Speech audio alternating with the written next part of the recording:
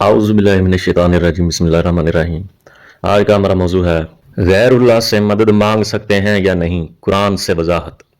आज का हमारा ये मौजू सुनने के बाद इंशाअल्लाह अल अज़ीज़ आपको इस मसले से छुटकारा मिल जाएगा, इस परेशानी से जो बहुत अरसे से चल रही है कि अल्लाह के अलावा किसी से मदद मांगनी चाहिए कि नहीं मांगनी चाहिए। कोई कहता है कि ये शिरक है, कोई कहता है जनाब ये जायज़ है।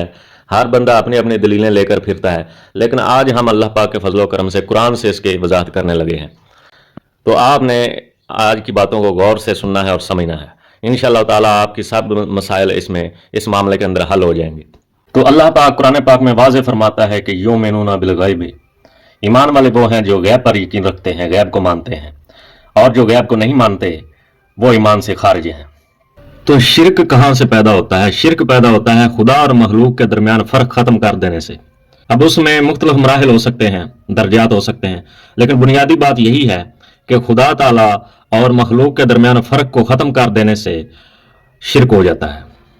अब हम गैब की वजाहत करते हैं। युमिनूना बिल गैब, तो अल्लाह वहदहू ला शरीक की पाक ज़ात वो गैब में है, वो गैब में है, बिन देखे हम उसको मानते हैं, इसलिए ईमान वाले हैं। और उससे अल्लाह से इसलिए मांगा जाता है गैब में क्योंकि वो हय्य और कय्यूम है, वो हमेशा से जिंदा है और अता करने पर कादिर है। तो अल्लाह पाक गैब में है और हमेशा जिंदा है, इसलिए उससे मांगा जाता है गैब में। अब आगे मखलूक की बात। तो मखलूक में जो अंबिया हैं, सालहीन, शुहदा वगैरह, औलिया अल्लाह वगैरह, वो भी वफात के बाद गैब में है, दूसरी दुनिया में, जहान में। हमें उस जिंदगी का शऊर नहीं है कुरान के मुताबिक, इस वजह से हम उनसे नहीं मांग सकते गैब में। अब वो गैब हैं तो हम उनसे नहीं मांग सकते। और अगर कोई कहे कि वो जिंदा है तो बिल्कुल वो जिंदा है कुरान के मुताबिक, लेकिन वो दूसरी जिंदगी में जिंदा है और अल्लाह पाक फरमाता है कि तुम्हें उस जिंदगी का शऊर नहीं है। अब कुछ लोग कहते हैं कि नहीं जी वो सुन सकते हैं, हम उनको नहीं सुन सकते, उनके पास शान है, मर्तबा है, वो सुन सकते हैं। तो बात जनाब ये है कि शरीयत हमारे लिए है, उनके लिए नहीं है। ये बात ज़हन में रखें। जो दुनिया में जिंदा लोग हैं, मौजूद हैं, उन शरीयत उन पर लागू है। जो दुनिया से चले गए हैं वो चाहे सुन सकते हैं या नहीं सुन सकते, वो उनके लिए शरीयत नहीं है। शरीयत हमारे लिए गैब को हमने मानना है। अब आगे जनाब फरिश्तों की बात।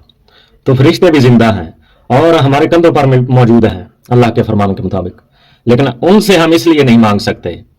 वो जिंदा भी है और हमें पता भी है कि वो हमारे कंधों पर मौजूद हैं, तो उनसे इसलिए नहीं मांग सकते क्योंकि अल्लाह पाक ने उनके बारे में ये वाज़ेह फरमा दिया है कि वो सिर्फ अल्लाह का हुक्म मानते हैं और वो किसी का हुक्म नहीं मानते, सिर्फ अल्लाह का हुक्म मानते हैं। और जितना उन्हें हुक्म दिया जाता है अल्लाह पाक की तरफ से, सिर्फ वो उतना ही मानते हैं। वो मुकम्मल तौर पर अल्लाह के हुक्म के पाबंद है, ना उससे वो कम ज्यादा करते हैं ना कम करते हैं, इसलिए उनसे भी नहीं मांग सकते। वो भी गैब में है। और ये हो गया फरिश्तों का गैब, युमिनूना बिल गैब के तहत। अल्लाह पाक के गैब के बारे में वजाहत दे दी, अल्लाह के प्यारों के बारे में वजाहत दे दी, और अब फरिश्तों के गैब के बारे में वजाहत दे दी। अब अगली बात जिन्नात के बारे में, जिन्नात का गैब, क्योंकि वो भी गैब में है। तो जिन्नात से मांगना जायज है, लेकिन उस सूरत में जब वो हाजिर हो।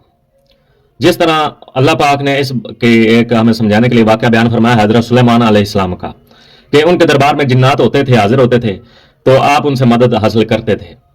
तो इससे यह साबित हुआ कि जिन्नात भी गैब में हैं। जब वो गैब में हैं, हमें नहीं पता इस वक्त वो कहाँ हैं, क्या कर रहे हैं, हमें नहीं पता। हमने मानना है युमिनूना बिल गैब, गैब को मानना है। जब हमारे सामने हाजिर हो जाएं, जिस तरह हज़रत सुलेमान अलैहिस्सलाम के दरबार में हाजिर होते थे, तो हमारे सामने अगर वो हाजिर हो जाएं, हमें पता चल जाए, तो फिर हम उनसे मदद ले सकते हैं। वरना गैब में जब हमें उनके बारे में पता नहीं है तो हम उनसे मदद नहीं ले सकते।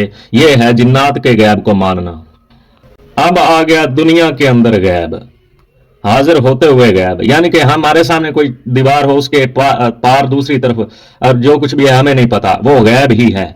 दुनिया में मौजूद होते हुए भी वो हमारे लिए गैब है। और हमारा कीदा क्या है कि युमिनूना बिल गैब, हमने गैब को मानना है। इसलिए हम उनको भी नहीं पुकार सकते गैब में जब तक कि वो हमारे सामने हाजिर ना हो।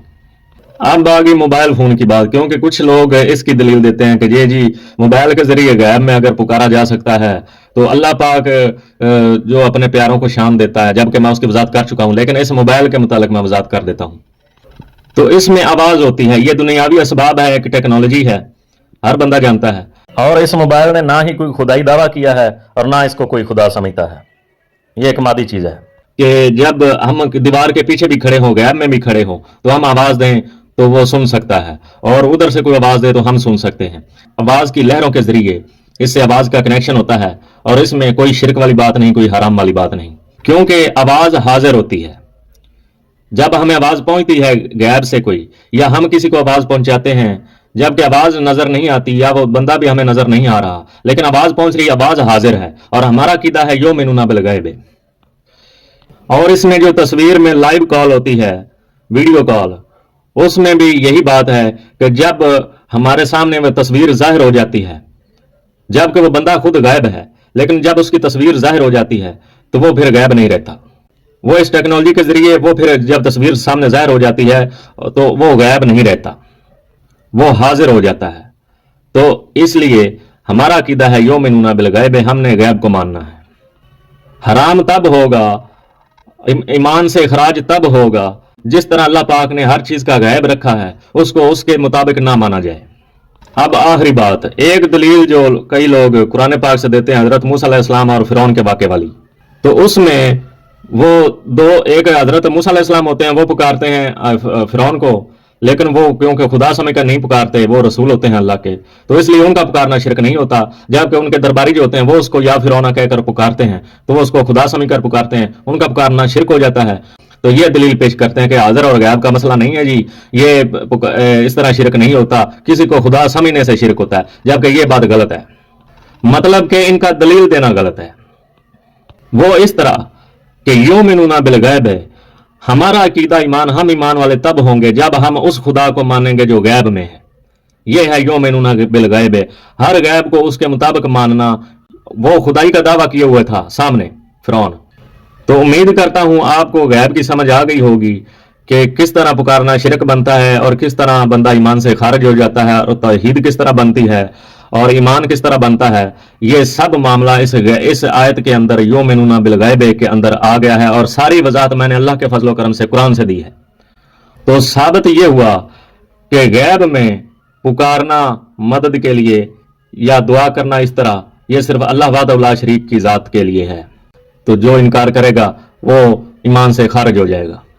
تو دعا ہے کہ اللہ پاک ہمیں ایمان کی سلامتی عطا فرمائے، شر فتنوں سے اپنی رحمت کی پناہ عطا فرمائے، اور ایمان کی سلامتی کے ساتھ اس دنیا سے لے جائے، آمین ثم آمین۔